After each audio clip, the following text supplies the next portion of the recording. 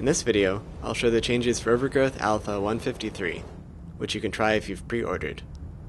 The first new feature this week is split-screen support.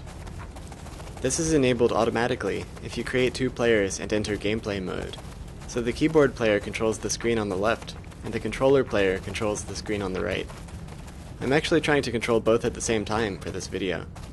The characters use the same team logic as always, so if you play as friendly characters, you won't target each other, but can work together against enemies. If you play as enemy characters, then you can fight against each other.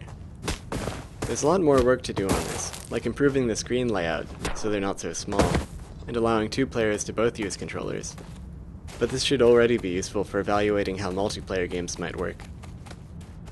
Last week I got some bug reports that I couldn't track down without more information, so I started working on some tools to help with reporting problems. First, if the game quits unexpectedly, it'll create a memory dump file and open the folder that contains these files, so the user can easily send them to bugs@wolfire.com. Second, there's now a log file in the right directory that contains information about how each session went, along with the text of any error messages that popped up. Finally, I'm starting to add the angelscript call stack to error messages that appear during script calls, so it should be a lot easier to track these down. Here's a simple test level that Aubrey made as an example of gray boxing, which is a process of testing out level design with really simple placeholder shapes. This is just to see how the obstacles interact with the game mechanics, with no regard for how it looks. It turned out that the combat pathfinding had some problems with the cliffs and narrow pathways here, so I changed their AI to work better in these edge cases.